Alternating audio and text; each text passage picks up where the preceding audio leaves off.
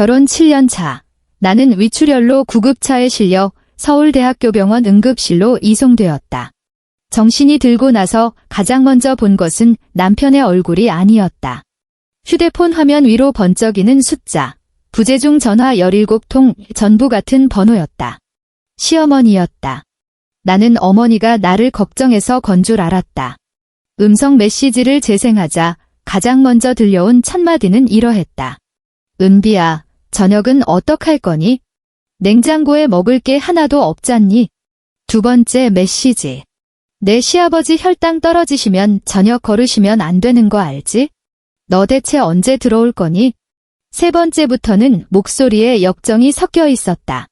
내 참 어이가 없어서. 온 식구가 배를 골아가며 널 기다리고 있는데 며느리라는 애가 이게 말이나 되는 짓이니? 나는 콧줄을 꽂은 채 병상에 누워 천장에 창백한 형광등 불빛을 바라보며 그 모든 음성 메시지를 하나하나 끝까지 들었다. 55번째 부재중 전화를 확인했을 때 나는 마침내 움직였다. 시어머니에게 콜백하지 않았다. 남편에게도 전화하지 않았다. 오직 단 하나의 번호로만 전화를 걸었다. 그날 밤 시댁의 현관문 도어록 비밀번호가 바뀌었다. 내가 바꾼 것이 아니었다. 내가 사람을 시켜서 바꾼 것이었다. 그리고 그 비밀번호의 새로운 주인은 이 집의 진실하고도 법적인 단 하나뿐인 집주인이었다. 이야기 시작 전에 구독과 좋아요, 그리고 지금 어디서 듣고 계시는지 댓글로 남겨주시면 감사하겠습니다. 반갑게 인사드리겠습니다. 자, 그럼 이야기 시작합니다. 새벽 5시 15분, 경기도 용인시의 하늘은 아직 짙은 푸른빛과 검은빛이 뒤섞여 있었다. 32평짜리 아파트 주방에 천장 조명이 탁 하고 켜졌다. 정은비는 맨발로 차가운 타일 바닥을 딛고 서서 싱크대 볼에서 어젯밤 불려둔 미역을 건져냈다. 타일의 냉기가 발바닥을 타고 스멀스멀 기어올라 그녀는 무의식적으로 몸을 움츠렸지만 손놀림은 멈추지 않았다. 그녀가 강씨 집안의 며느리로 살아온 지 벌써 7년째였다. 5시 20분, 가스레인지에 불이 붙는 소리가 집안의 정막을 깼다. 은비는 썰어둔 애호박과 두부, 양파를 종류별로 작은 그릇에 담아 도마 옆에 대기시켰다. 구청 공무원으로 일하다 퇴직한 시아버지 강판석에게는 절대 타협할 수 없는 아침 식사의 기준이 있었다. 매일 아침 식탁에는 펄펄 끓는 뚝배기 된장찌개와 가장자리가 살짝 바삭하게 구워진 계란 프라이, 그리고 최소 3가지 이상의 각기 다른 반찬이 올라와야 했다. 은비가 냉장고 문을 열자 찬 공기가 얼굴에 확 끼쳤다. 그녀는 밀폐용기에 담긴 도라지 무침, 멸치볶음, 깻잎장아찌를 꺼내어 깨끗한 젓가락으로 조금씩 집어 청자 접시에 옮겨 담았다.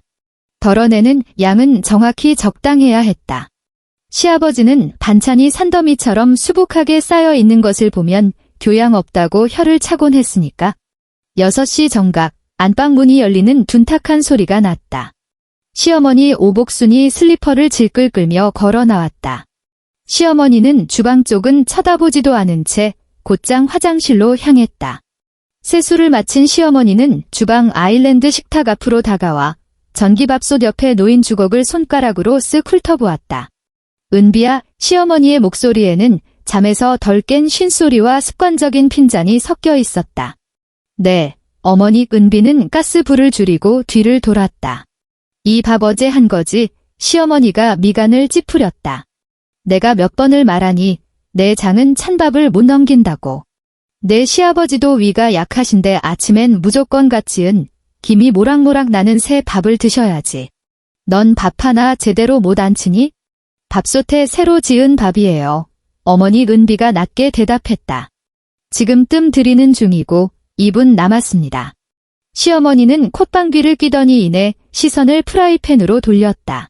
은지가 먹을 베이컨은?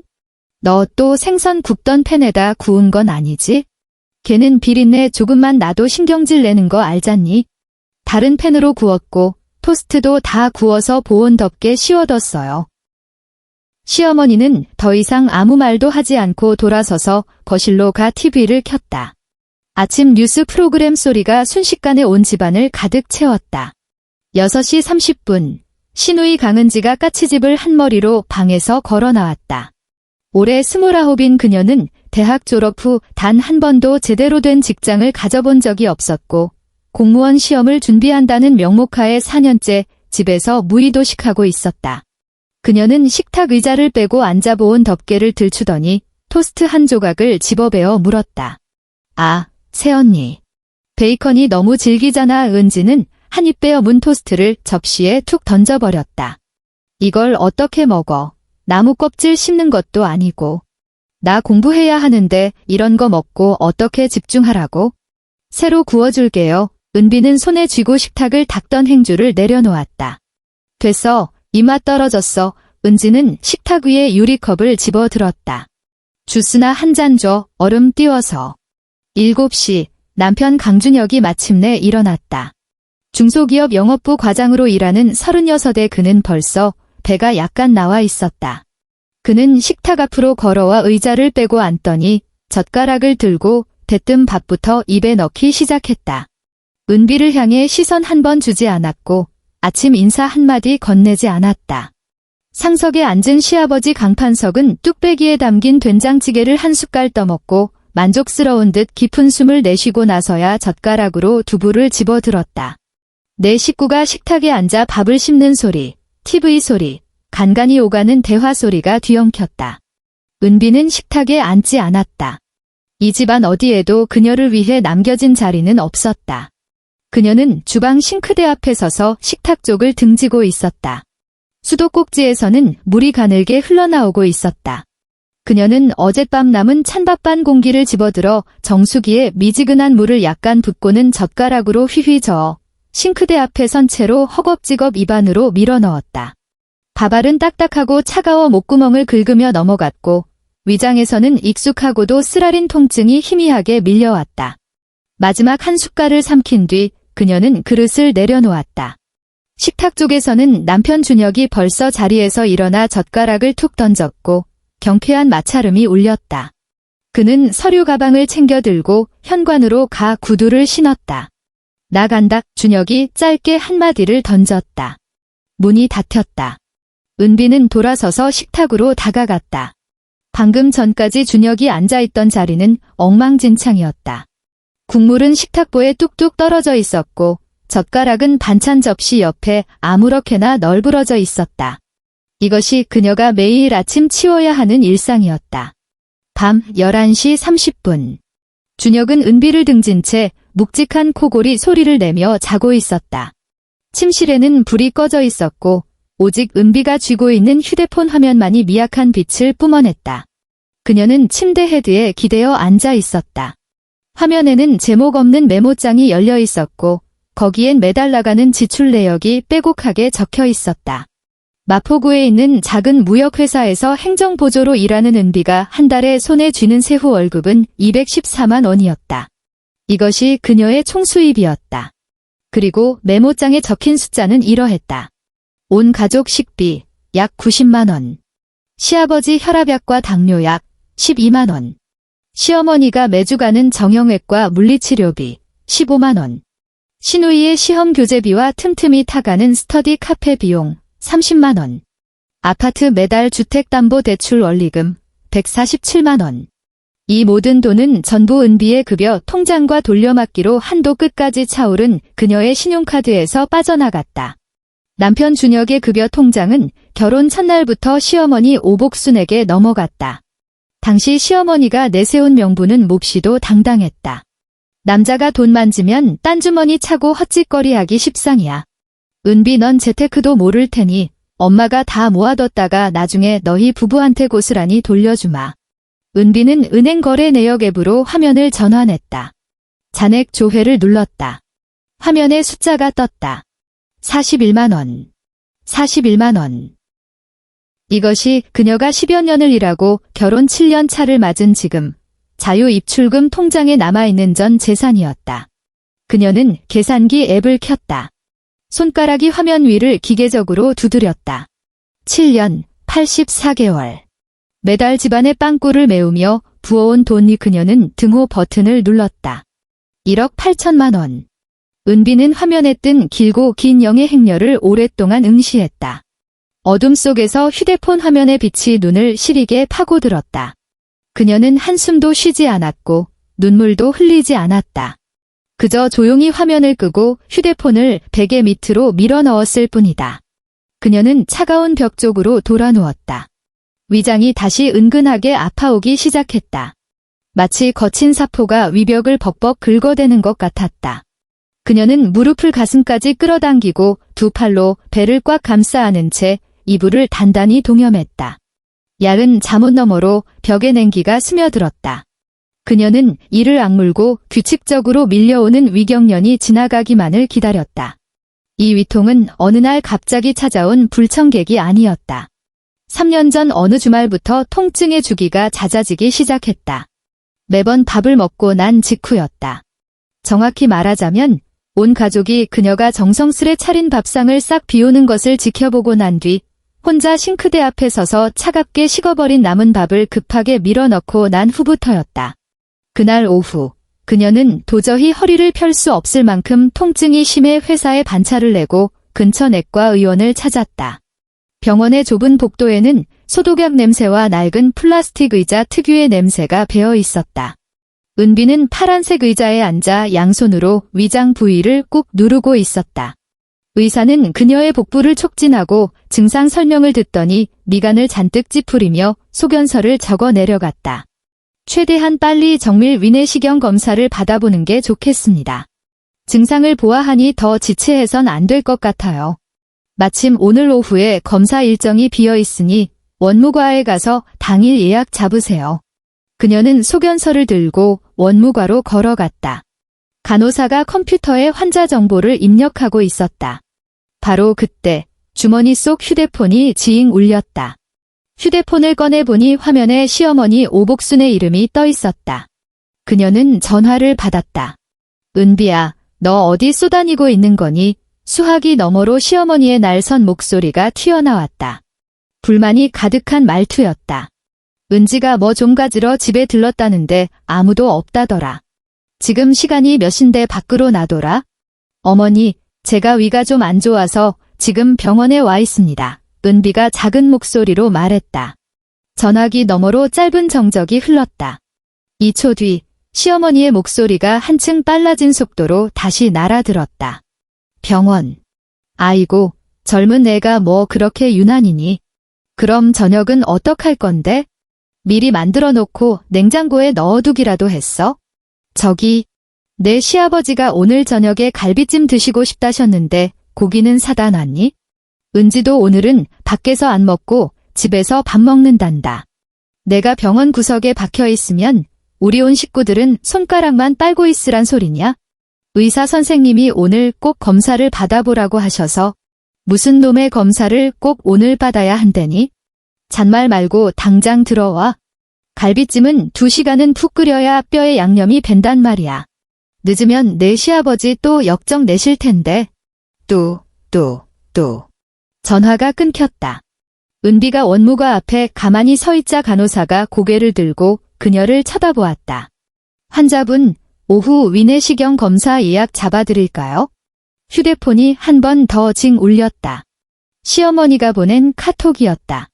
저녁 준비에 필요한 부재료와 양념 목록이 길게 늘어서 있었다. 은비는 화면 속 글자들을 멍하니 내려다보았다. 그 순간만큼은 위장의 끔찍한 경련마저 둔감해지는 것 같았다. 그녀는 휴대폰을 주머니에 쑤셔 넣고 간호사를 향해 고개를 저었다. 아니요, 괜찮습니다. 그냥 가볼게요. 그녀는 몸을 돌려 병원의 유리문을 밀고 바깥의 눈부신 햇살 속으로 걸어 들어갔다. 그녀가 쓰러진 날은 지극히 평범한 화요일이었다. 오전 10시, 사무실에는 키보드 두드리는 타닥타닥 소리와 복사기가 돌아가는 웅웅거리는 소리만 가득했다. 은비는 제자리에 앉아 모니터를 뚫어지게 보며 지난달 수출입 신고서를 대조하고 있었다. 아침에 일어날 때부터 위장 속에 날카로운 유리 조각을 한 움큼 쑤셔 넣은 것 같았다. 물을 한 모금 마셔보았지만 통증은 비수처럼 더 날카로워질 뿐이었다. 식은땀이 이마를 타고 흘러내려 키보드 위로 뚝뚝 떨어졌다. 그녀는 탕비실에 가서 미지근한 물이라도 마실 요량으로 자리에서 일어났다. 하지만 찻발을 내딛는 순간 걷잡을 수 없는 구역질이 식도를 타고 왈칵 치밀어 올랐다. 그녀는 입을 틀어막은 채 비틀거리며 복도 끝 화장실을 향해 내달렸다. 칸막이 문을 밀치고 들어간 순간 다리에 힘이 풀려 변기 앞에 털썩 무릎을 꿇었다. 우우. 그녀는 뱃속의 것을 토해냈다. 음식물 찌꺼기 따위는 없었다. 아침엔 그 찬밥조차 먹을 시간이 없었으니까.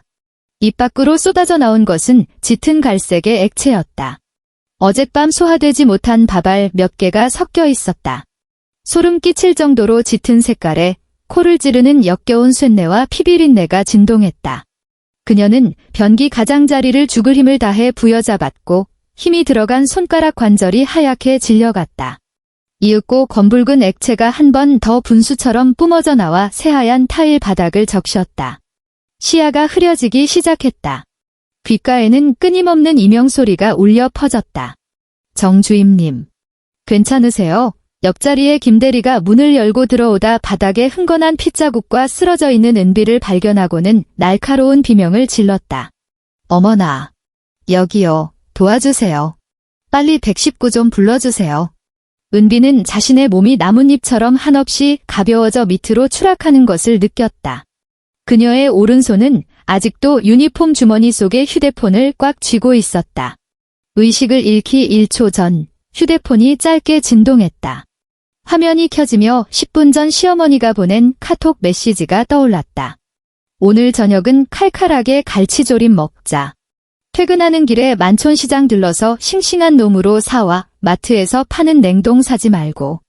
내 시아버지는 냉동 갈치 귀신같이 알아보신다. 구급차의 사이렌 소리가 서울 도심의 소음을 날카롭게 가르며 내달렸다. 서울대학교 병원 응급실. 의사들은 의료용 가위로 식은땀에 흠뻑 젖은 은비의 블라우스를 빠르게 잘라내며 긴급 제세동과 응급처치를 준비했다. 옷이 완전히 벗겨진 순간 옆에서 보조를 맞추던 간호사가 헉하고 숨을 들이켰다. 163cm의 키. 그러나 침대에 누워있는 이 몸뚱이는 마치 종잇장처럼 얇고 앙상했다. 쇄골은 섬뜩할 정도로 툭 붉어져 있었고 갈비뼈는 한 대 한 대의 윤곽이 소름 끼치도록 선명했다. 피부는 핏기 하나 없이 창백했다. 응급환자 기록지의 체중란에는 눈을 의심케 하는 숫자가 적혀 있었다. 43kg. 코끝을 찌르는 강렬한 소독약 냄새가 생체 신호를 알리는 모니터의 규칙적인 기계음과 뒤섞였다. 은비가 눈을 떴을 때 가장 먼저 들어온 것은 천장에 달린 눈이 시리도록 하얀 형광등 불빛이었다. 시야가 서서히 초점을 찾아가며 자신이 낯선 병실의 침대에 누워있다는 사실을 깨달았다. 왼쪽 손등에는 두꺼운 정맥 주사바늘이 꽂혀 있었고 차가운 수액이 혈관을 타고 한 방울씩 떨어져 들어오고 있었다. 콧구멍에는 가느다란 산소 튜브가 끼워져 있었다. 의사 가운을 입은 한 남자가 다가와 침대 머리맡의 차트를 넘겨보았다. 정신이 좀 드십니까? 위궤양에 심각한 위출혈이 동반됐어요.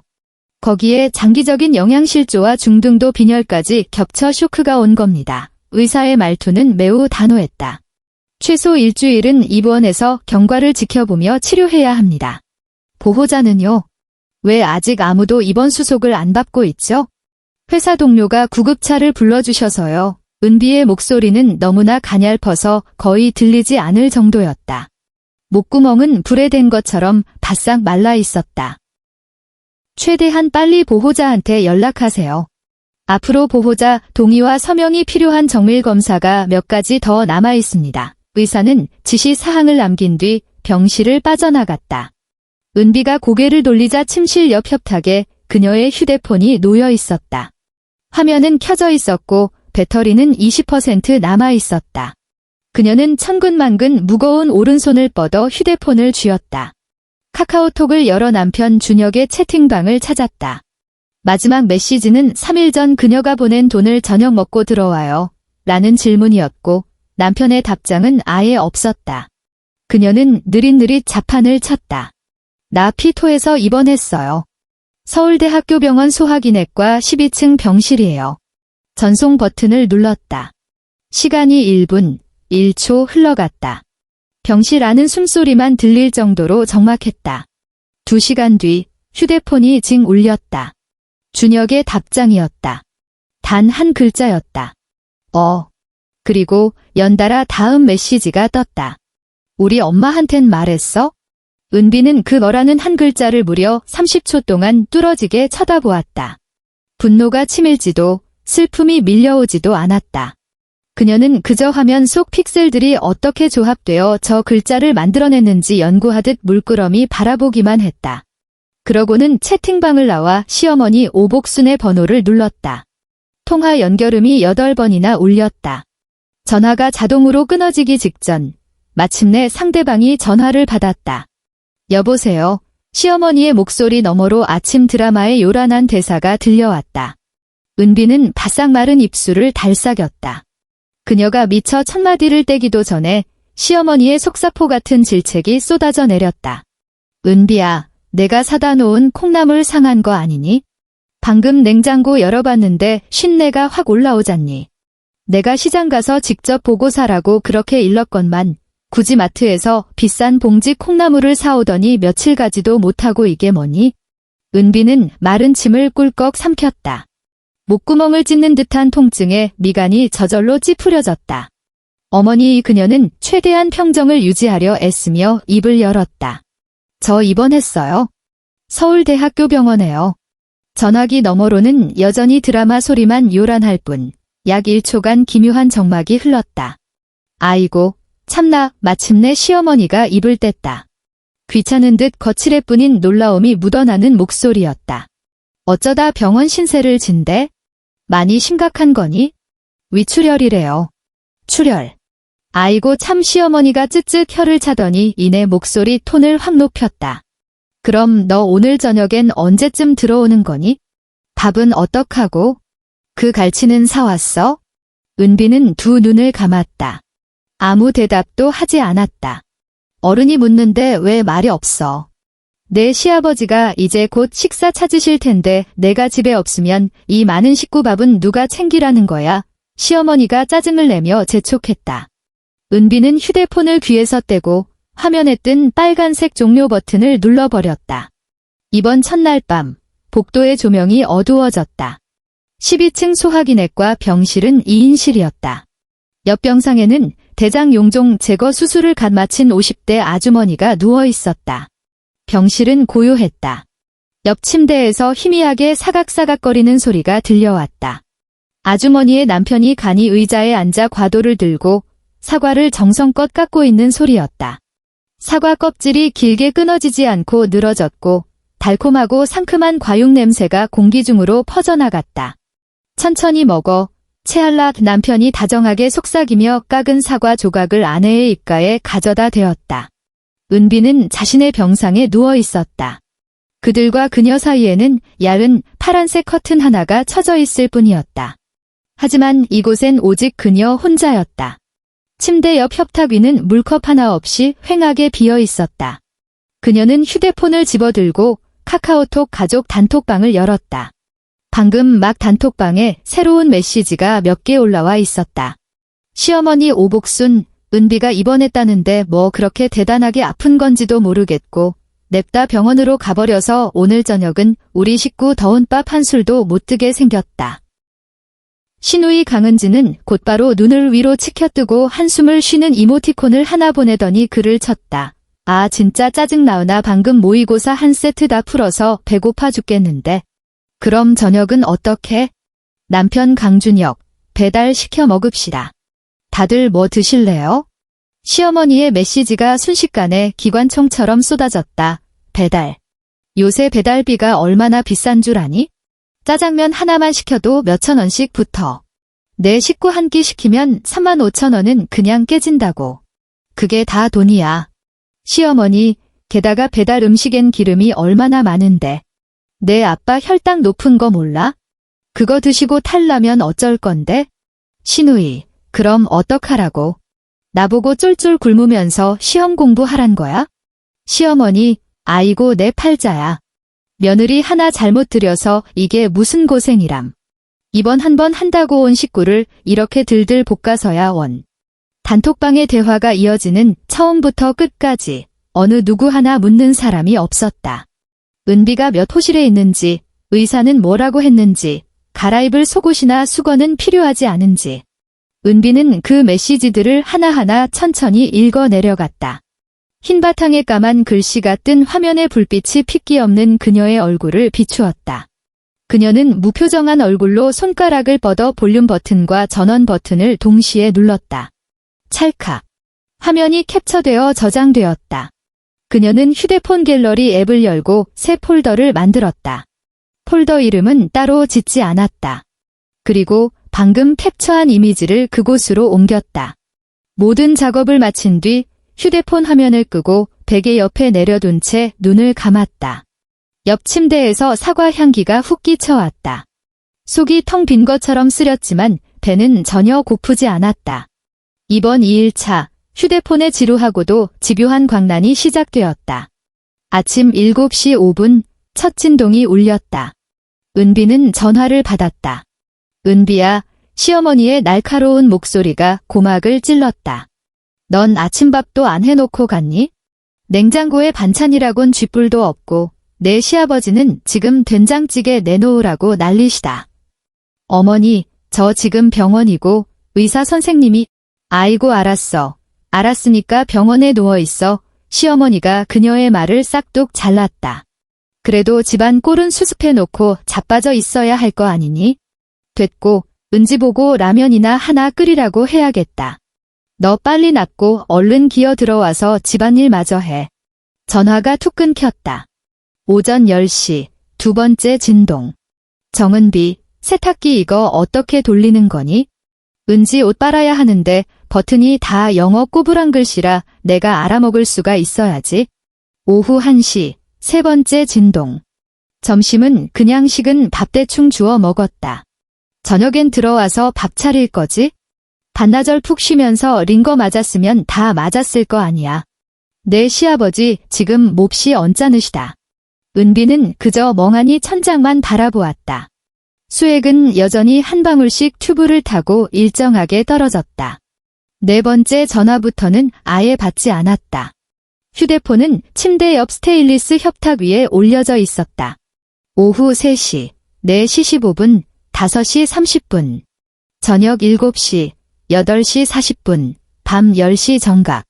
전화가 걸려올 때마다 휴대폰은 금속 협탁 위에서 징징하며 다급하고 둔탁한 진동음을 냈다.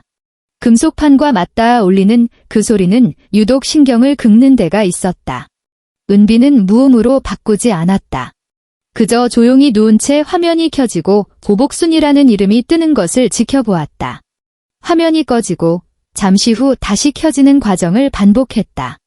진동 소리가 협탁을 때릴 때마다 마치 기계로 된 시한폭탄의 카운트다운을 듣는 것 같았다. 밤 11시 30분 마지막 진동이 멈췄다. 화면에 떠있는 알림. 부재중 전화 27통. 전부 오복순이었다. 이번 3일차. 여전히 수액줄을 꽂은 채였다. 은비는 등받이를 한껏 세운 침대에 기대어 창밖의 하늘이 점차 어둑해지는 것을 지켜보고 있었다. 휴대폰 화면이 다시 켜졌다. 그녀는 화면을 힐끗 보았다. 55번째 전화였다.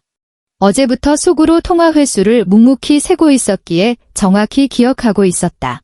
하지만 이번엔 전화 벨소리가 아니라 카카오톡 알림음이 울렸다.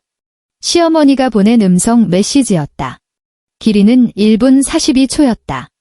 은비는 서랍에서 이어폰을 꺼내 휴대폰에 꽂고 양쪽 귀에 끼웠다. 그리고 재생 버튼을 눌렀다. 버튼을 누르자마자 시어머니의 히스테릭한 고함 소리가 귓전을 때렸다. 정은비, 너 죽었니 살았니? 전화는 왜 싹 다 씹는 거야? 엉. 배경음으로 쾅 하는 굉음이 들렸다. 시아버지 강판석이 식탁을 주먹으로 내리치는 소리였다. 뒤이어 시누이 은지의 신경질적인 울음 섞인 목소리도 들렸다. 엄마, 나 밥 줘. 하루 종일 제대로 된 걸 못 먹었더니 어지러워 죽겠단 말이야. 시어머니의 목소리는 한층 더 찢어질 듯 높아져 쇳소리가 났다. 너 들려? 온 식구가 3일 내내 굶다시피 한 거 넌 알기나 하니. 너 대체 무슨 신보야? 일부러 우리 말려 죽이려고 작정했어? 메시지에서는 잠시 거친 숨소리와 함께 몇 초간 정적이 흘렀다. 이윽고 시어머니의 목소리가 확 낮아졌다.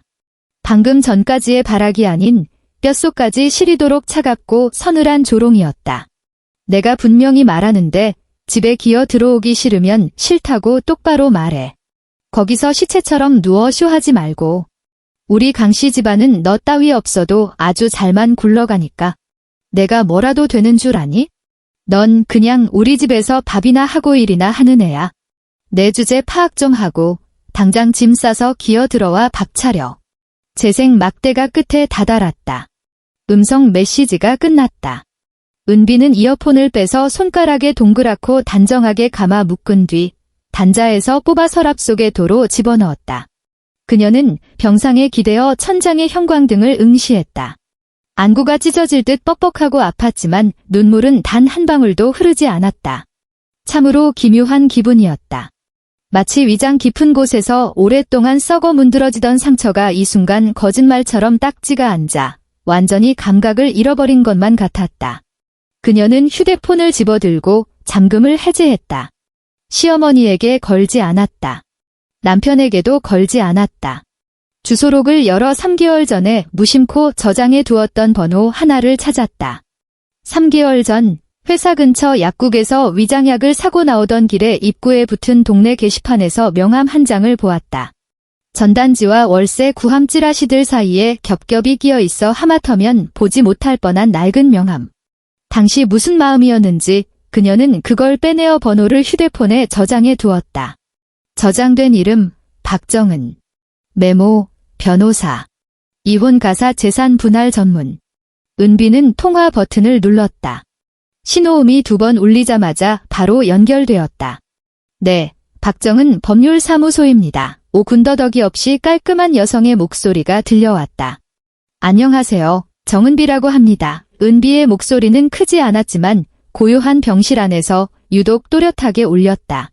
이혼 절차를 의뢰하고 싶습니다. 그리고 재산 분할 청구도요.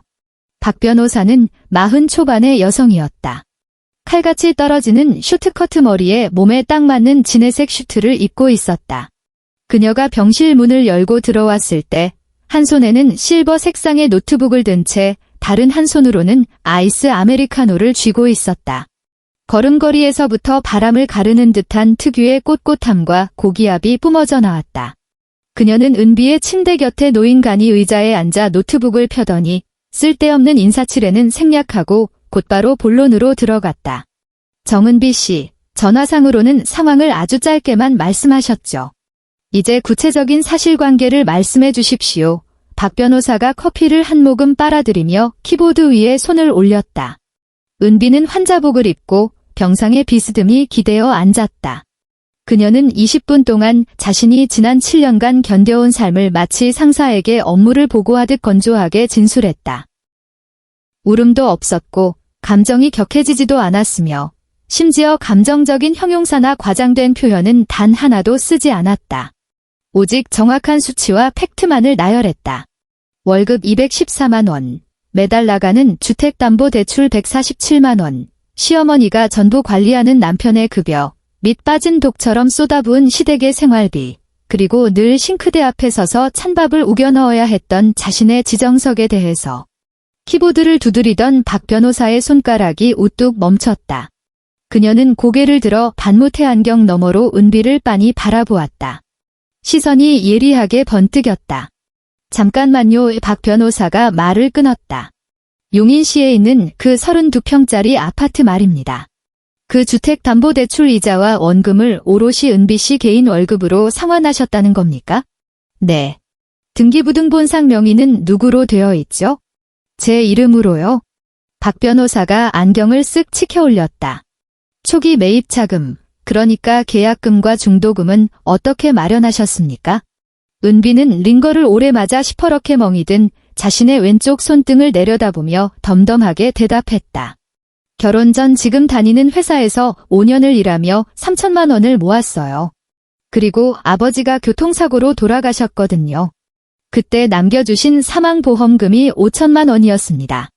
그렇게 8천만 원으로 초기 자금을 치렀고 나머지 1억 2천만 원은 대출을 꼈습니다.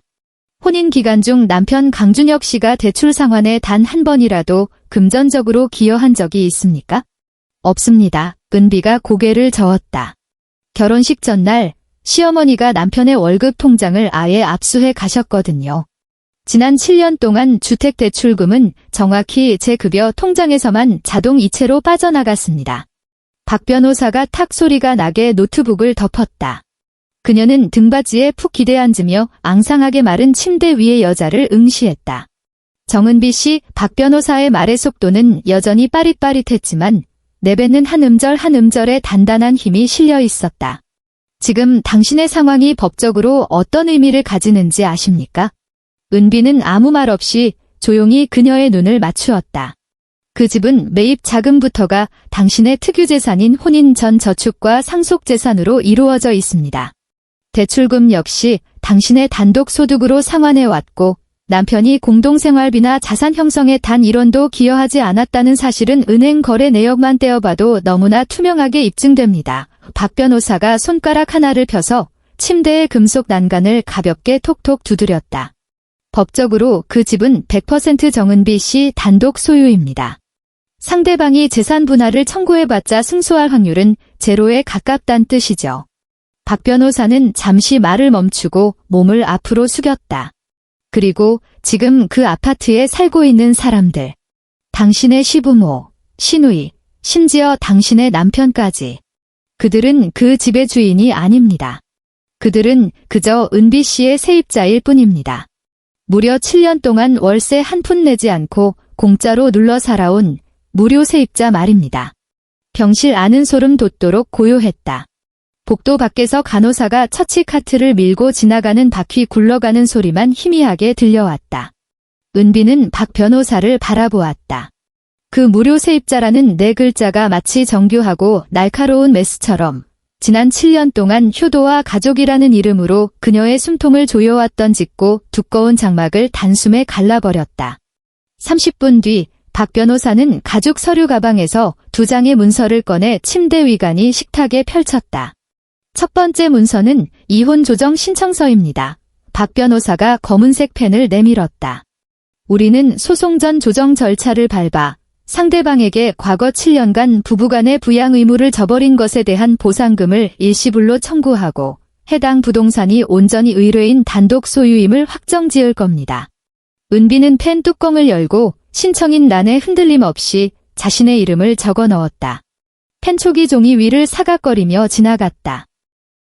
두 번째 문서입니다. 박 변호사가 다른 종이 한 장을 그녀 앞으로 밀었다. 이건 부동산 명도 청구 내용 증명 예고 통지서입니다. 은비는 문서에 인쇄된 딱딱한 법률 용어들을 내려다보았다. 쉬운 말로 풀자면 이렇습니다. 박 변호사가 설명했다.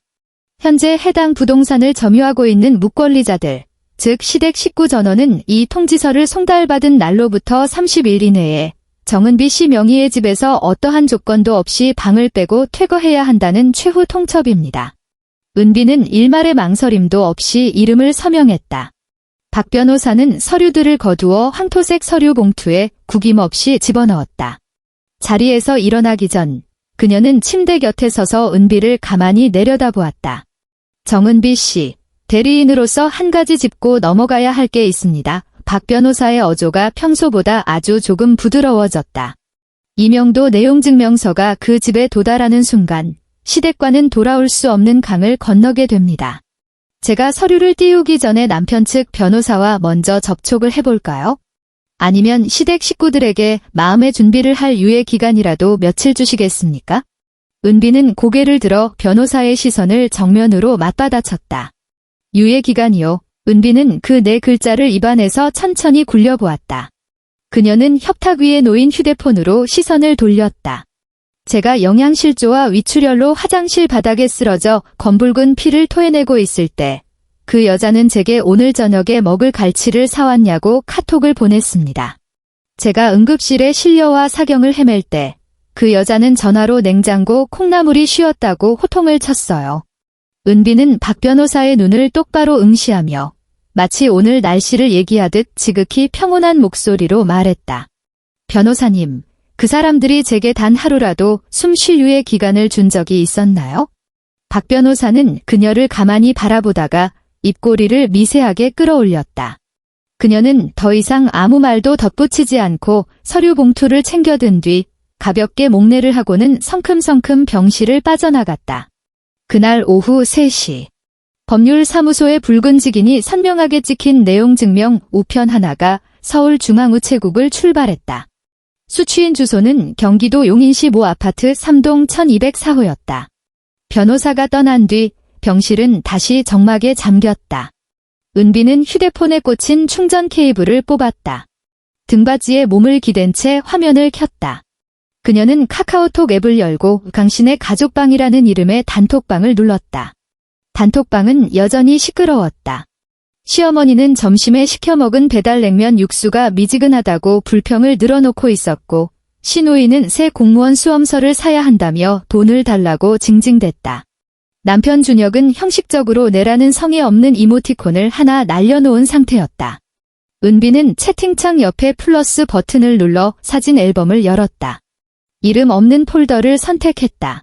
첫 번째 사진은 조금 전 그녀가 직접 캡처해둔 통화 기록 화면이었다. 화면 가득 시뻘건 글씨로 도복순이라는 이름이 빼곡하게 나열되어 있었다.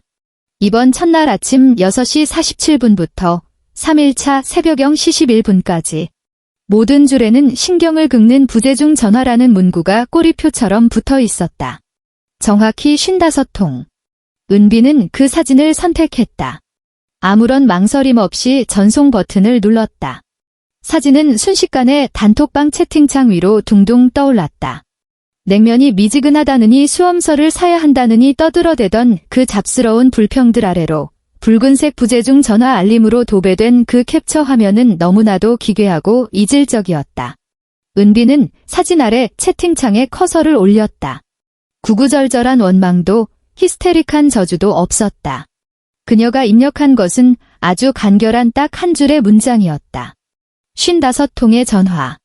그중 내 병명이 뭔지 걱정해서 물어본 사람은 단 한 명도 없었습니다. 전송 완료.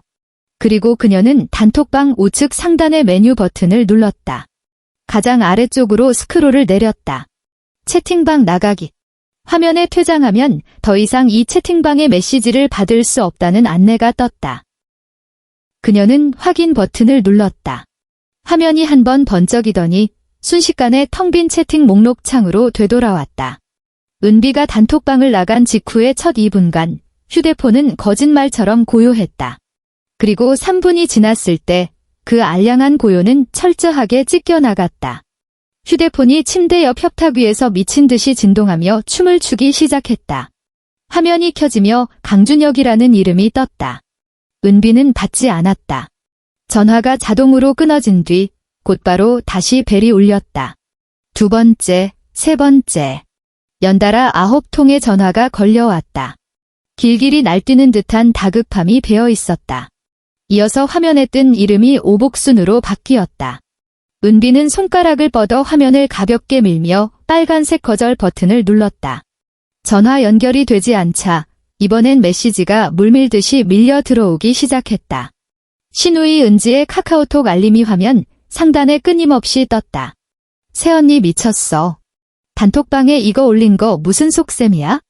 단톡방에 우리 식구 말고도 큰아버지 댁 사촌 오빠랑 엄마가 교회에서 알게 된 김 집사님도 있는 거 몰라? 일부러 남들한테 우리 집안 망신 주려고 작정한 거지? 당장 메시지 삭제해. 은비는 화면 위로 통통 튀어오르는 글자들을 빤히 바라보았다. 그제야 그 단톡방이 순수한 가족들만의 공간이 아니었다는 사실이 떠올랐다.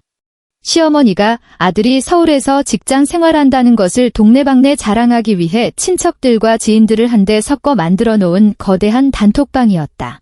다시 말해 시어머니가 피를 토하고 입원한 며느리에게 밥하러 들어오라고 닥달하기 위해 무려 55통의 전화를 미친 듯이 걸어댔다는 사실이 지금 최소 8명의 남들 앞에 적나라하게 까발려졌다는 뜻이었다. 은비는 은지의 메시지에 답장하지 않았다.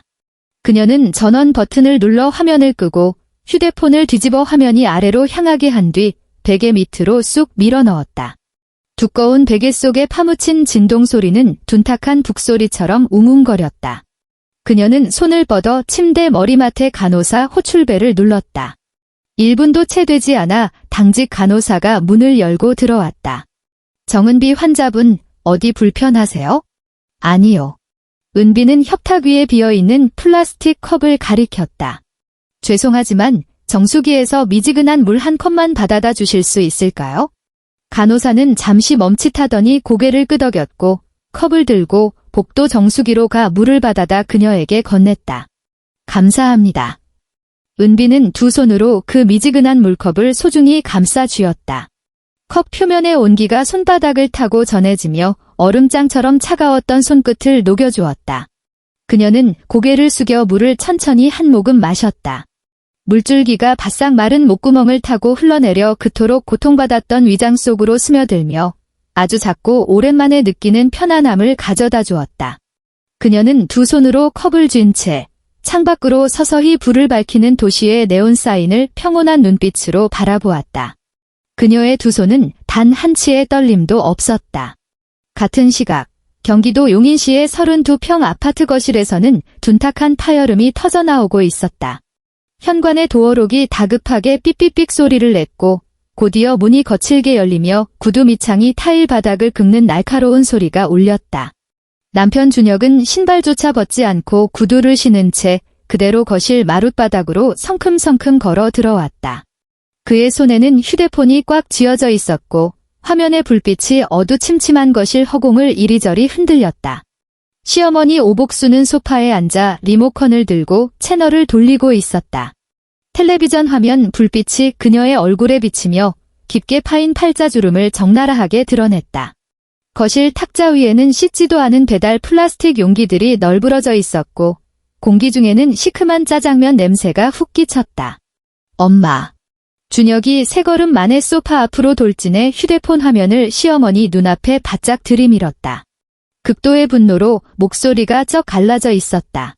엄마가 55통이나 전화했어? 미쳤어. 시어머니는 갑작스러운 아들의 행동에 깜짝 놀라 상체를 뒤로 젖혔다. 잔뜩 일그러진 아들의 얼굴을 확인한 그녀는 눈앞을 가로막은 아들의 팔을 탁 쳐냈다. 너 지금 나한테 소리 지르는 거니?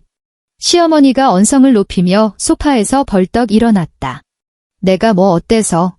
시어미가 며느리한테 전화 좀 건 게 어때서 그래?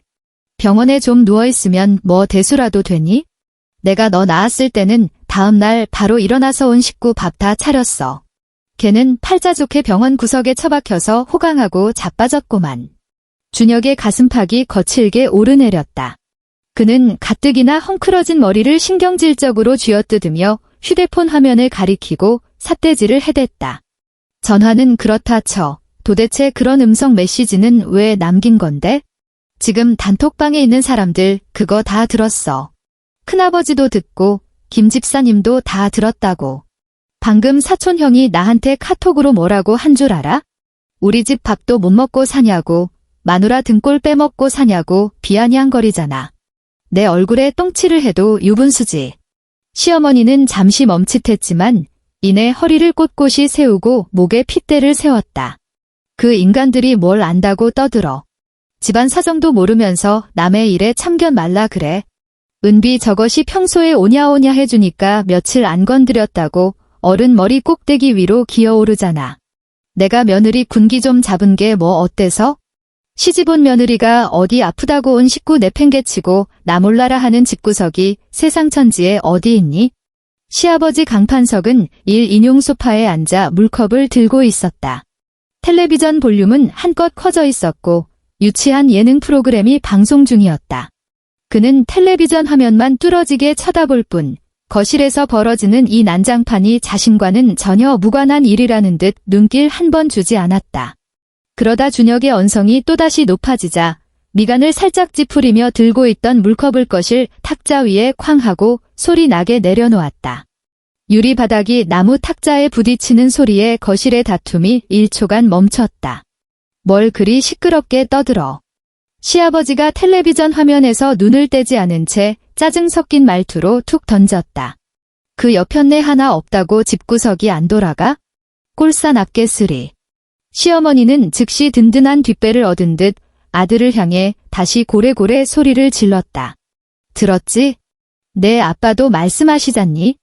당장 그년 끌고 들어와 며칠째 베란다에 빨랫감이 썩어가고 있는데 준혁은 부모를 번갈아 쳐다보며 입술을 파르르 떨었지만 결국 아무 말도 내뱉지 못했다. 그는 신경질적으로 발밑에 뒹굴던 배달 용기를 걷어차고는 획 돌아서서 자신의 방으로 걸어가 문을 쾅 닫아버렸다.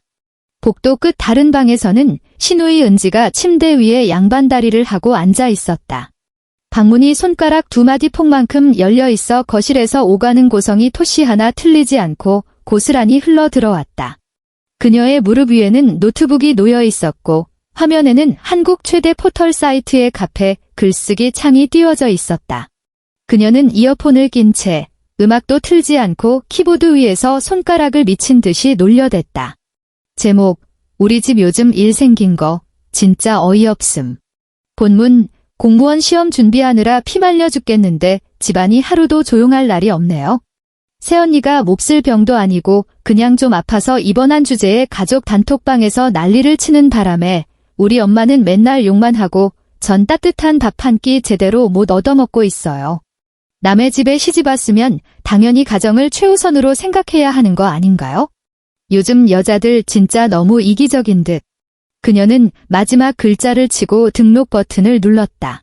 그리고 그 링크를 복사하여 며느리들의 대나무 숲이라는 이름의 회원이 수천 명인 주부 커뮤니티에 퍼다 나르며 이런 문구를 한 줄 덧붙였다. 다들 이것 좀 보세요. 요새 시어머니 노릇하기가 얼마나 억울한지. 은지는 이어폰을 빼고 화면에 찍히기 시작하는 조회수를 보며 만족스러운 미소를 지었다. 그녀는 홀쭉해진 배를 문지르며 문밖을 향해 앙칼지게 소리쳤다. 엄마, 나 배고파. 라면 하나만 끓여줘. 아무도 대답하지 않았다.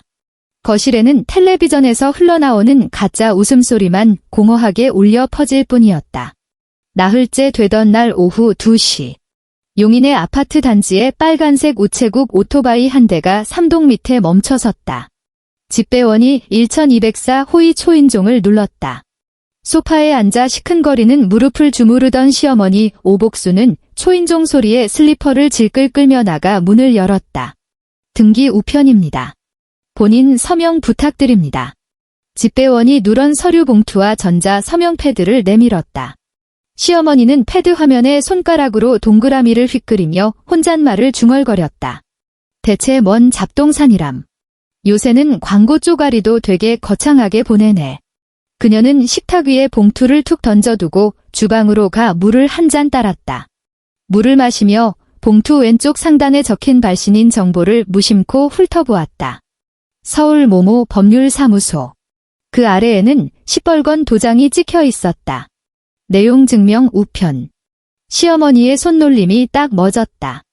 물컵을 내려놓고 앞치마에 손을 쓱쓱 닦은 뒤 봉투를 집어들고는 주머니에서 돋보기 안경을 꺼내 썼다. 봉투를 뜯자 안에는 깔끔하게 스테이플러로 찍힌 A4 용지 뭉치가 들어있었다. 첫 페이지 맨 위에는 굵고 커다란 흑백 글씨가 떡하니 박혀 있었다. 부동산 명도 청구 내용 증명 예고 통지서. 시어머니의 입술이 달싹거리며 그 글자들을 소리 없이 읊조렸다. 까막눈에 가까웠지만 부동산과 청구라는 단어 정도는 알아볼 수 있었다. 그녀는 시선을 아래로 내려 빼곡하게 적힌 알쏭달쏭한 법률 용어들을 지나 중간에 어느 한 문단에 시선을 멈췄다. 본 통지서를 송달받은 날로부터 30일 이내에 현재 해당 주택 내 거주자 오복순, 강판석, 강준혁, 강은지 전원은 어떠한 조건도 없이 해당 부동산에서 퇴거 및 공간을 비워줄 것을 명합니다. 종이를 쥔 시어머니의 손이 덜덜 떨리기 시작했다. 종이가 파르르 떨리며 바스락거리는 소리를 냈다. 그녀의 안색은 점점 흑빛으로 변해갔다.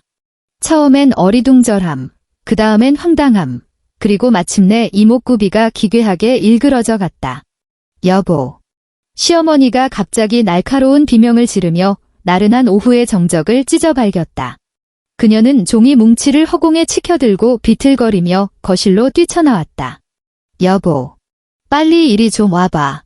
이것 좀 보라고. 낮잠을 자고 있던 시아버지 강판석은 찢어지는 비명에 잠에서 깨어나 잔뜩 찌푸린 얼굴로 몸을 일으켰다.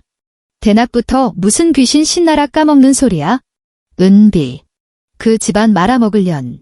시어머니가 종이 뭉치를 거실 탁자에 패대기 치며 손톱으로 글씨를 꾹꾹 찌르듯 가리켰다. 목소리가 사시나무 떨리듯 떨렸다. 그년이 우리 보고 길바닥에 나앉으래. 변호사까지 사서 우리를 쫓아내겠단다. 여기가 뻔히 우리 집인데 그년이 미쳐 돌아버렸나 봐. 시아버지의 미간이 깊게 파였다. 그는 돋보기 안경을 찾아 쓰고는 그 종이 뭉치를 집어들었다. 거실 안은 무덤처럼 고요했고 오직 시아버지가 종이를 넘기는 바스락 소리만 울려 퍼졌다.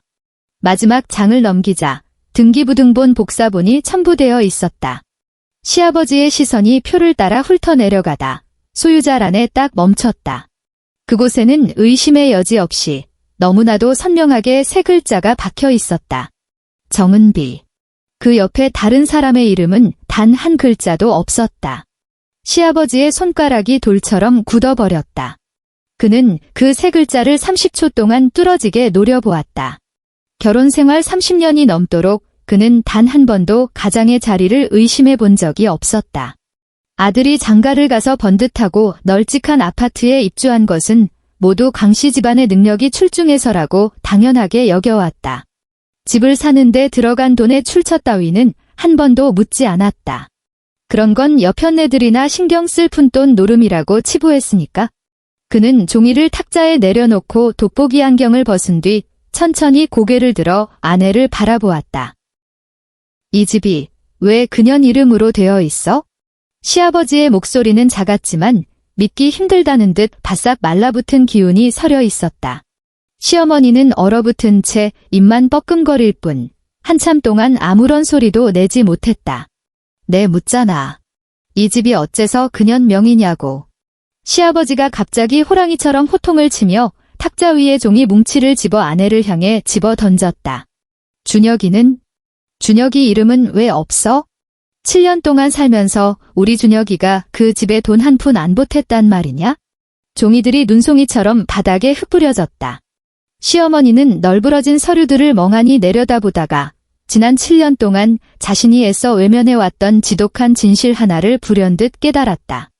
아들이 장가갈 때 전세금조차 마련할 돈이 없었기에 은비가 자신이 모은 전 재산과 아버지 사망보험금을 탈탈 털어 집을 샀다. 그리고 지난 7년 동안 아들의 월급 통장은 고스란히 자신이 틀어지고 앉아 펀드에 투자하고 홍삼을 다려먹고 딸내미 학원비를 대줬다. 집 담보대출금은 처음부터 끝까지 모조리 은비의 월급으로 갚아오고 있었다. 시어머니는 다리에 힘이 풀려 소파에 털썩 주저앉았다. 입술을 덜덜 떨면서 고장난 녹음기처럼 똑같은 말만 중얼거렸다.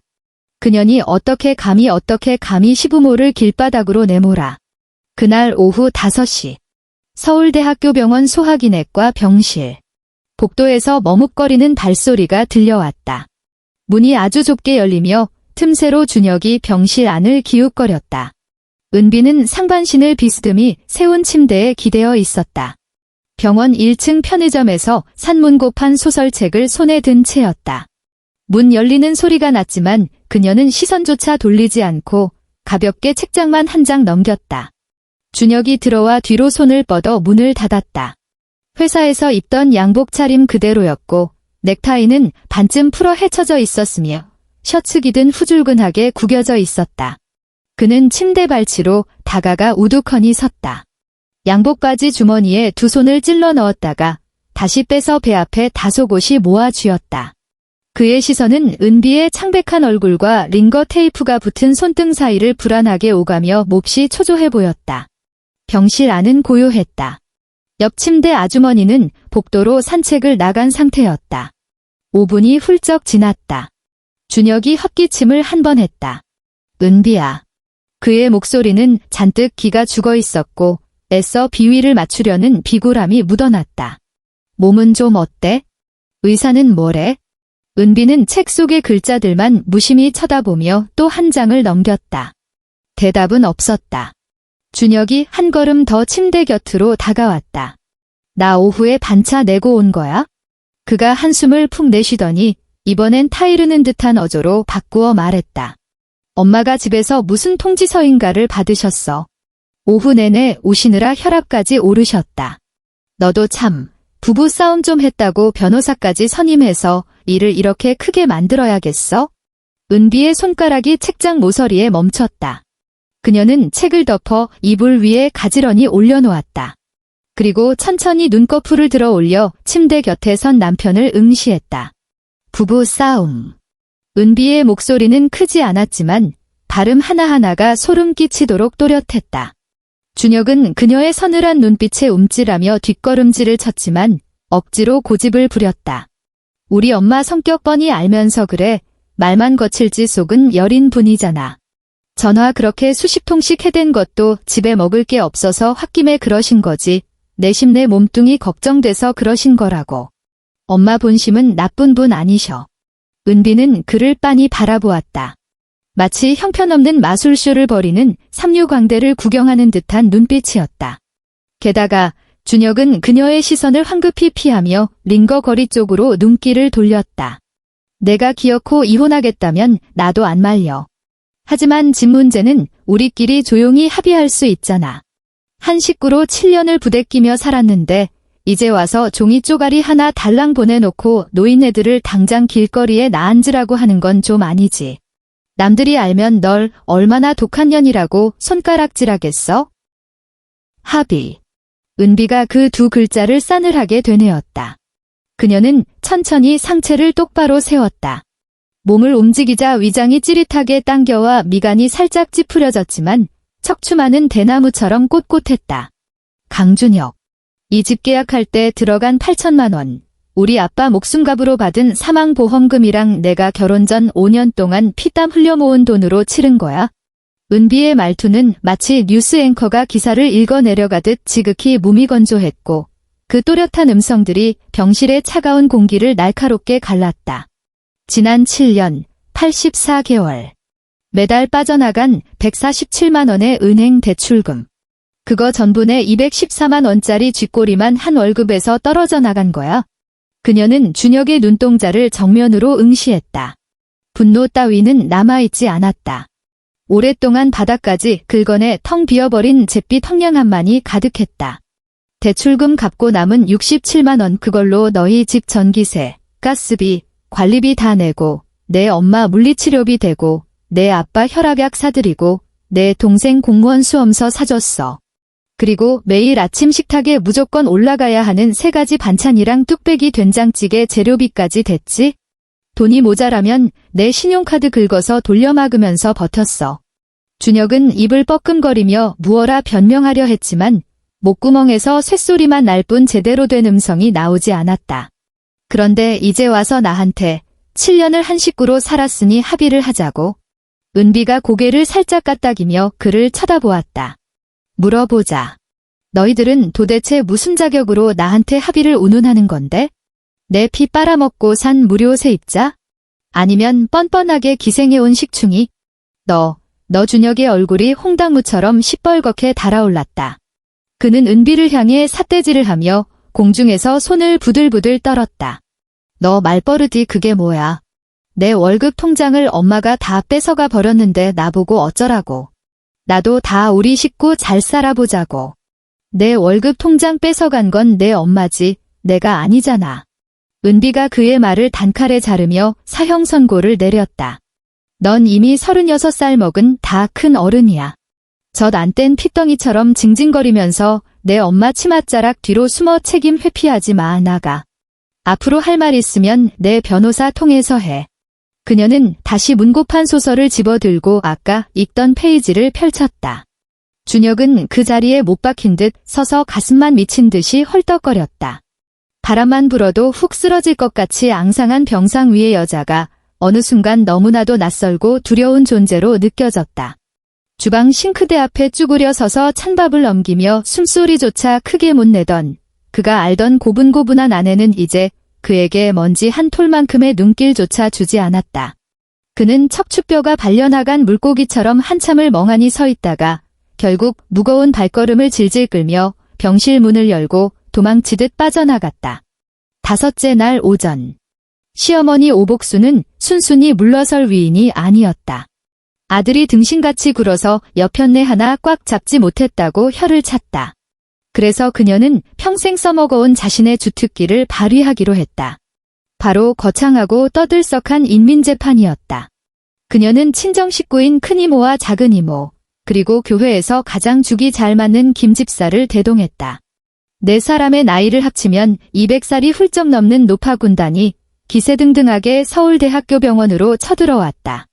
복도를 지키던 간호사들이 이들을 제지하려 했으나 시어머니는 내 며느리 면회하러 온 시험이여 라며 윽박 지르고 억지로 밀고 들어갔다. 병실 문이 쾅 하고 벽에 부딪힐 정도로 거칠게 열렸다.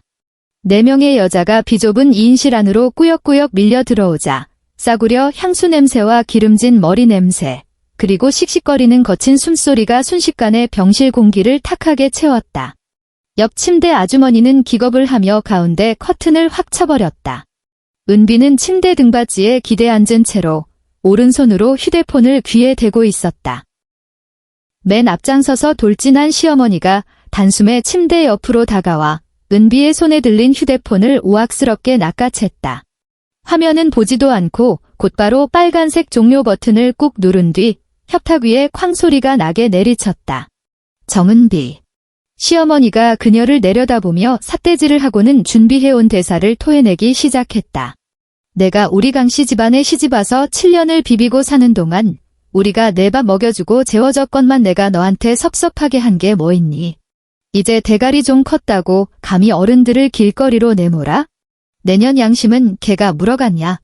큰이모가 옆에서 거들며 양손을 허리에 얹었다. 그래, 조카 며느리. 사람이 그렇게 모질게 구는 거 아니야? 내 시부모 연세가 며칠이면 70이신데 그분들을 엄동설 안에 내쫓으면 어디 가서 사시라고? 너 그러다 천벌 받아. 교회 김집사는 두 손을 모으고 성스럽고도 가증스러운 표정을 지었다. 은비 자매님, 주님께서는 늘 용서하라 하셨습니다. 가족끼리 살다 보면 부딪히는 일도 있는 법이지요. 이렇게 배은망덕하게 굴면 앞으로 사회생활은 어찌하려고 그럽니까? 우리 교회 교인들이 알면 얼마나 가슴을 치며 통탄하겠어요. 4개의 주둥이가 은비의 병상 주위를 에워싸고 쉴 새 없이 나불거렸다. 침방울이 사방으로 튀었고 도덕이라는 이름의 거대한 올가미가 그녀의 목을 조여왔다. 은비는 고요하게 그들을 바라보았다. 시어머니의 일그러진 얼굴, 큰이모의 삿대질, 김집사의 역겨운 가짜 미소를 차례차례 눈에 담았다. 그녀는 변명도 반박도 하지 않았고 미간조차 찌푸리지 않았다.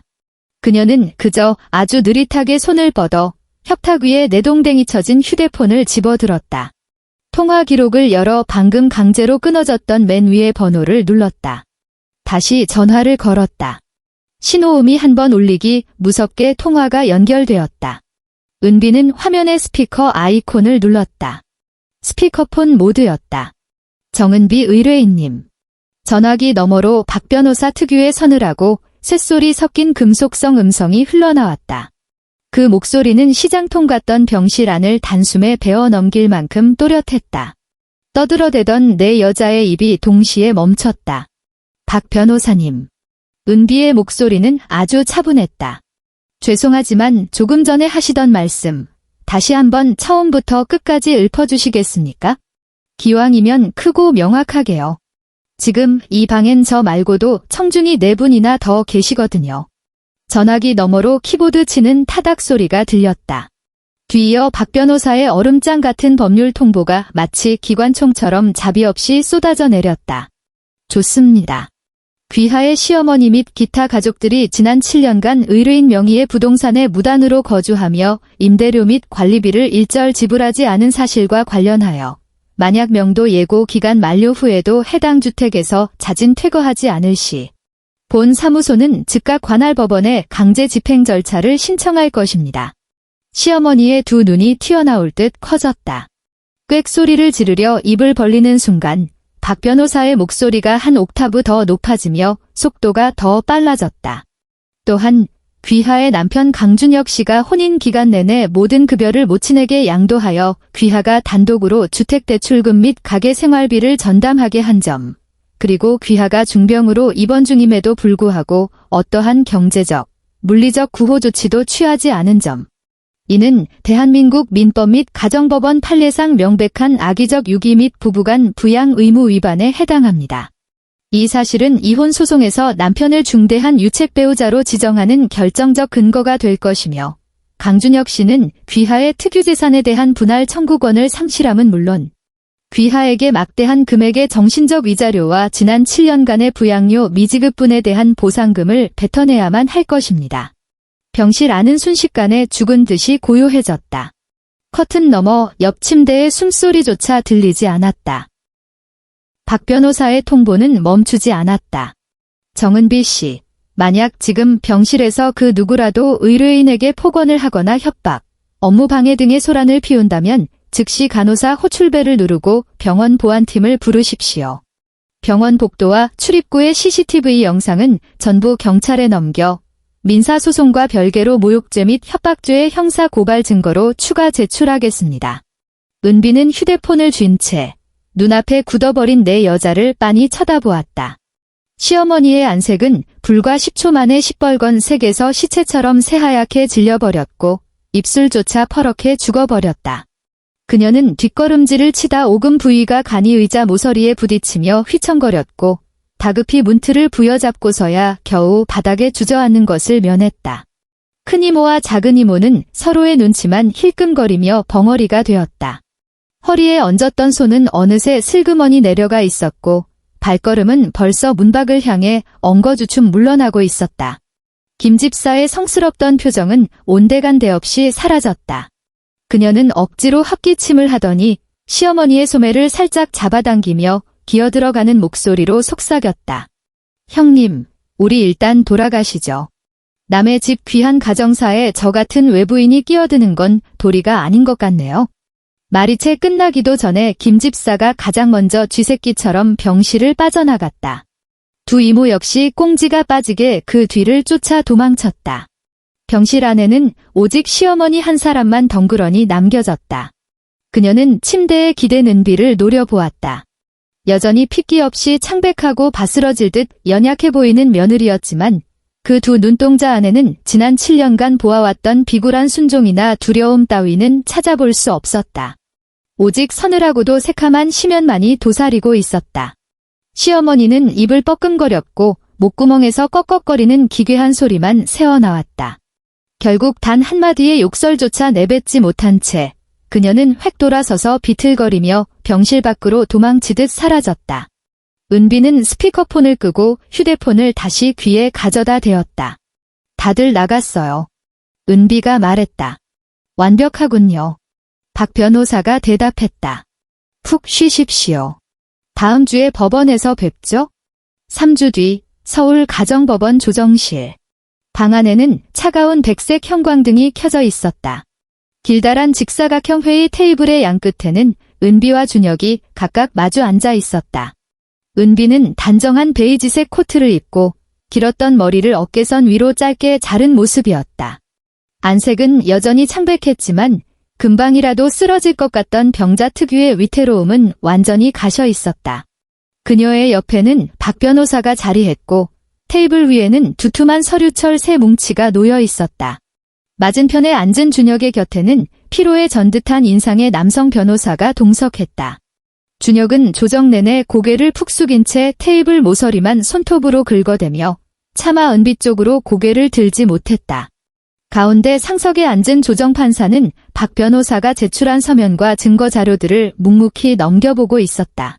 청구인 측은 해당 부동산이 특유재산임을 확인하고 피청구인에게 과거 부양료 미지급분에 대한 보상금 및 정신적 손해배상금으로 4,200만 원을 청구했습니다. 판사가 안경 너머로 준혁의 대리인을 쳐다보며 물었다. 피청구인 측은 이에 대해 이의가 있습니까? 준혁의 변호사가 자리에서 일어났다. 목소리엔 이미 승산이 없음을 직감한 자의 체념이 배어 있었다. 판사님, 해당 부동산의 초기 매입 자금과 주택담보대출금을 전액 청구인 단독으로 부담한 사실은 인정합니다. 다만 혼인 기간 7년 동안 비록 직접적인 금전적 기여는 없었을지언정 피청구인 역시 가정을 유지하는 데 있어 보이지 않는 기여를 해왔습니다. 따라서 법원께서 부동산 가액의 일부를 재산 분할 명목으로 참작해 주시길 간곡히 요청합니다. 판사는 안경을 치켜올리며 날카로운 눈빛으로 그를 쏘아보았다. 보이지 않는 기여라. 구체적으로 어떤 기여를 뜻하는 겁니까? 준혁의 변호사는 말문이 막혔다. 그는 손에 든 부실한 답변서를 힐끗 내려다보고는 여전히 바닥만 파고 있는 무능한 의뢰인을 원망스럽게 쳐다보았다. 조정실 안에는 15초간 지독한 정적이 흘렀다. 예를 들면 변호사가 등줄기에 식은땀을 흘리며 억지로 한마디를 쥐어짜냈다. 정신적 지지나 정서적 동반 같은. 판사는 그를 빤히 쳐다볼 뿐 아무런 대꾸도 하지 않았다. 박 변호사 역시 반박조차 하지 않았다.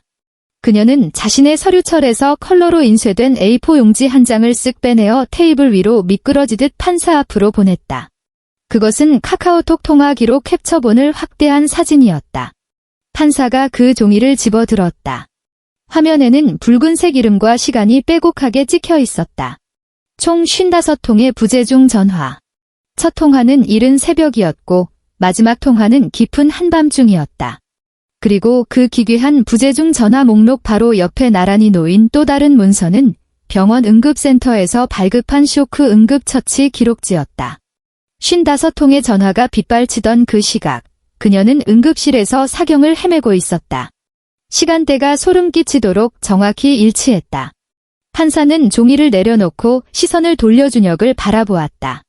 그 눈빛에는 법관의 근엄함 따위는 없었다.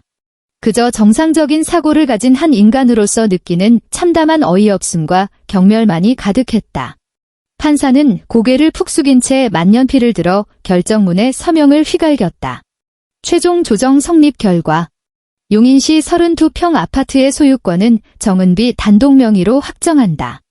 피청구인 강준혁은 혼인 기간 내 부양 의무 위반에 따른 보상금 및 정신적 위자료 명목으로 총 4,200만 원을 지급하라. 조정 효력 발생 2월부터 36개월에 걸쳐 매달 분할하여 청구인 지정 계좌로 입금할 것.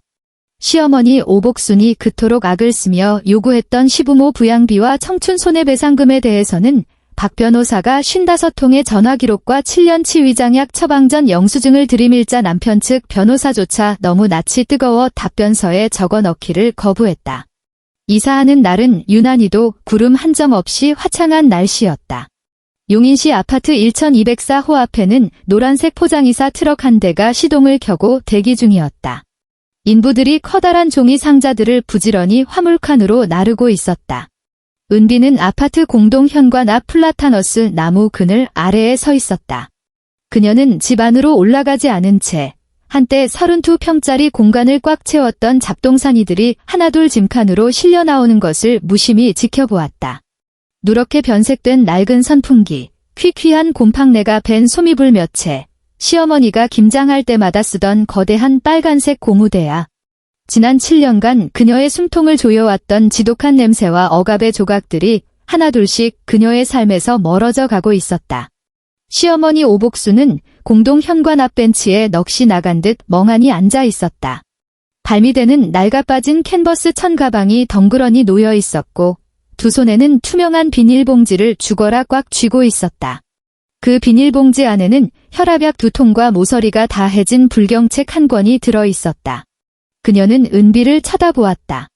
불독처럼 처진 볼살과 예전의 그 표독스럽던 기세는 온데간데 없이 메말라버린 빈 껍데기만 남아있었다. 그녀의 입술이 파르르 떨리며 무언가 애원하거나 혹은 악담을 퍼부으려는 듯 달싹거렸지만 은비의 무심하고 평온한 시선이 그녀를 훑고 지나가자 시어머니는 불에 댄 듯 화들짝 시선을 피하며 먼지가 날리는 화단 쪽으로 고개를 획 돌려버렸다. 시아버지 강판석은 아예 코빼기도 보이지 않았다. 사흘 전, 그는 커다란 캐리어 2개를 끌고 나가며 가족 단톡방에 각자 알아서들 살자라는 메시지 하나를 띡 남겨놓고는 고속버스를 타고 충청북도 시골 본가로 홀로 도망쳐버렸다. 짐을 싸서 쫓겨나야 하는 이 난장판의 책임은 오롯이 시어머니 한 사람의 몫으로 남겨졌다. 신우이 은지는 법원 퇴거명령 통지서를 받은 다음 날 밤에 야반도주를 했다. 제 명의의 신용카드로 현금 서비스를 받아 대학가 근처의 가장 허름한 고시원에 처박혔다고 했다. 들리는 소문으로는 마침내 그녀가 진지하게 공무원 수험서를 파고들기 시작했다고 한다. 고시원에 입주한 첫날, 누군가 따뜻한 밥을 차려 대령하지 않으면 컵라면 하나 끓여 먹을 뜨거운 물이 어디 있는지도 찾지 못하는 자신의 처지를 뼈저리게 깨달았기 때문일 것이다. 이사 트럭의 뒷문이 쾅 소리를 내며 닫혔다. 엔진이 으르렁거리며 시커먼 매연을 한 웅큼 뿜어내더니 트럭이 아파트 정문을 향해 느릿느릿 빠져나갔다. 은비는 나무 그늘에 서서 트럭이 모퉁이를 돌아 완전히 시야에서 사라질 때까지 지켜보았다. 플라타너스 잎사귀 사이로 부서져 내린 따스한 햇살이 그녀의 좁은 어깨 위로 내려앉았다. 그녀는 몸을 돌려 공동 현관문이 도어록 비밀번호를 눌렀다. 오직 그녀 한 사람만이 알고 있는 세상에서 가장 안전하고 평화로운 새 비밀번호였다. 3개월 뒤, 서울대학교병원 소화기내과 외래 진료실. 모니터에 뜬 추적 검사 결과를 살펴보던 의사가 만족스러운 듯 고개를 끄덕였다. 아주 좋습니다. 궤양은 완벽하게 아물었고 용종 떼어낸 자리도 아주 깨끗하네요. 체중은 얼마나 늘었습니까? 9kg 쪘어요. 은비가 대답했다. 52kg. 이제야 좀 정상적인 사람의 수치 같군요. 의사가 사람 좋은 미소를 지었다. 지금의 식습관 잘 유지하시고 너무 차갑거나 딱딱한 음식은 피하세요. 그리고 가장 중요한 거, 끼니는 절대 거르지 마시고요. 은비는 병원을 나서서 용인으로 향하는 버스에 올랐다. 32평 아파트로 돌아왔다. 집안은 절간처럼 고요했다. 귀청을 찢어놓던 예능 프로그램의 소음도, 물건을 못 찾아 복도에서 고래고래 소리를 지르는 인간도 더 이상 없었다. 주방의 구조도 차갑고 단단한 회색 타일 바닥도 예전 그대로였다. 하지만 냉장고 문을 열었을 때 그 안의 풍경은 완전히 달라져 있었다. 5 식구가 먹을 몫으로 소분해 두었던 찌개 거리도, 시아버지 전용이라는 꼬리표가 붙어있던 청자 반찬 그릇들도 자취를 감추었다. 대신 냉장실 한가운데 가장 눈에 띄는 자리에는 붉고 탐스러운 딸기 한 팩과 신선한 흰 우유 한 병, 그리고 예전엔 마트에서 가격표만 보고 지레 겁먹어 감히 장바구니에 담지 못했던 값비싼 유기농 믹스 견과류가 당당하게 자리 잡고 있었다. 다음 날 아침 7시 창살을 뚫고 들어온 아침 햇살이 주방 바닥 타일 위로 기하학적인 무늬를 그려냈다. 통이 넓고 부드러운 순면 잠옷을 입은 은비가 아일랜드 식탁 앞으로 걸어 나왔다. 더 이상 맨발이 아니었다. 두툼하고 푹신푹신한 양털 슬리퍼가 그녀의 발을 따뜻하게 감싸고 있었다. 그녀는 어젯밤 먹다 남은 찬밥 덩어리를 꺼내지 않았다. 자그마한 인용 도자기 냄비에 오직 자신만을 위한 달콤한 호박죽을 정성껏 끓였다. 옆 프라이팬에서는 밑간이 밴 고등어 한 토막이 약한 불에서 은은하게 구워지며 지글지글 소리를 냈고 껍질이 익어가며 군침 도는 고소한 기름 냄새를 풍겼다. 그녀는 김이 모락모락 나는 호박죽을 예쁜 밥그릇에 담고 그 옆에 직접 버무린 아삭한 오이무침 한 접시와 가장자리가 노릇노릇하게 구워진 고등어 한 토막을 정갈하게 올렸다. 그녀는 의자를 빼고 앉았다. 예전엔 항상 남편 준혁이 떡하니 차지하고 앉았던 그 식탁의 상석이었다. 창문으로 쏟아져 내린 아침 햇살이 식탁 위를 황금빛으로 물들였고 숟가락을 쥔 그녀의 손등 위에도 따스하게 내려앉았다. 너무나도 포근했다. 더 이상 싱크대 앞에 서서 허겁지겁 밥을 삼킬 필요가 없었다. 어른이 먼저 숟가락을 들 때까지 숨죽이고 기다릴 필요도 없었다. 국이짠에 싱겁네하며 신경질을 부리는 시부모의 핀잔을 귀 기울여 들을 필요도 없었다. 그녀는 젓가락으로 두툼한 고등어 살점을 뚝 떼어 입에 넣고 천천히 아주 오랫동안 씹었다. 음식이 식도를 타고 부드럽게 넘어갔고 위장에서는 칼로 쑤시는 듯한 고통 대신 따뜻하고 든든한 포만감이 차올랐다. 그녀는 혼자서 아주 고요하고 평화롭게 그 밥상을 남김없이 싹 비워냈다. 어느 날 늦은 밤, 샤워를 마치고 나온 은비는 소파에 비스듬히 누워 수건으로 젖은 머리를 털며 휴대폰 용량을 잡아먹는 오래된 사진과 파일들을 무심코 정리하고 있었다.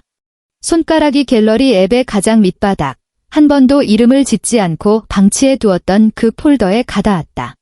그곳에는 47장의 캡처 사진들이 죽은 듯이 잠들어 있었다. 시어머니가 단톡방에서 며느리가 사온 배추가 시들었다며 온갖 쌍욕을 퍼붓던 메시지. 그녀가 39도의 고열로 사경을 헤맬 때 남편 준혁에게 살려달라고 보낸 톡에 달랑어 한 글자만 돌아왔던 대화창. 신우이가 음성 메시지로 세탁기에 처박힌 제 팬티 좀 건져서 널라고 부려먹던 녹취록. 그리고 무엇보다도 화면 전체를 시뻘겋게 도배했던 55통의 부재중 전화 알림 캡처본까지. 은비는 엄지손가락으로 화면을 스와이프하며 한 장 한 장 천천히 그 사진들을 넘겨보았다. 마치 자신과는 전혀 상관없는 제3자가 출연하는 지루하고 칙칙한 흑백고전 영화를 관람하는 듯한 기분이었다. 마지막 사진까지 다 확인한 그녀는 우측 상단의 전체 선택 버튼을 눌렀다. 화면 하단에 시뻘건 쓰레기통 모양의 아이콘이 나타났다. 그녀는 주저없이 그곳을 눌렀다. 시스템 확인 메시지가 화면에 떴다. 이 47개의 항목을 영구적으로 삭제하시겠습니까? 삭제 후에는 복구할 수 없습니다. 은비의 손가락이 잠시 허공에 머물렀다. 그러나 일말의 망설임도 없이 그녀는 예 버튼을 가볍게 터치했다. 진행 막대가 순식간에 휙 지나갔다. 화면은 이내 텅 빈 갤러리 첫 화면으로 되돌아갔다. 먼지 한 톨 앉지 않은 새하얀 도화지처럼 완벽하게 깨끗하고 맑은 공간이었다. 은비는 휴대폰을 소파 위에 던져두고 일어나 주방 정수기 쪽으로 걸어가 따뜻한 보리차 한 잔을 따랐다. 그녀는 두 손으로 컵을 쥐고 거실의 통유리창 앞에 서서 어둠이 짙게 깔린 조용한 주택가 골목길을 내려다보았다. 바로 그 순간 거실 탁자 위에 놓인 휴대폰이 징하고 짧게 진동했다. 화면이 켜졌다. 카카오톡 새 메시지 알림이었다. 주소록에서는 이미 차단하고 지워버렸지만 번호석 자만은 아직 뇌리에 남아있는 그 사람. 전남편 강준혁이었다. 그들은 3개월 동안 단 한 번도 연락을 주고받지 않았다. 매달 그녀의 통장으로 정확한 날짜에 꼬박꼬박 입금되는 116만 원의 보상금 내역을 제외하고는 은비는 소파 쪽으로 다가가지 않은 채 2m 남짓 떨어진 거리에서 화면 위로 둥둥 떠오른 그 문장을 선명하게 읽어내렸다. 밥은 먹었어? 은비는 그 짧은 문장을 가만히 응시했다. 한국 사회에서 저 말 한마디가 품고 있는 얄팍하고 구차한 의미들을 너무나도 잘 알고 있었다. 조심스러운 찔러보기, 찌질한 화해의 제스처, 그리고 평생을 기생충처럼 빌어먹고 살아온 자의 나약한 미련. 그녀는 끝내 곁으로 다가가 휴대폰을 집어들지 않았고 단 하나의 마침표조차 답장으로 찍어주지 않았다.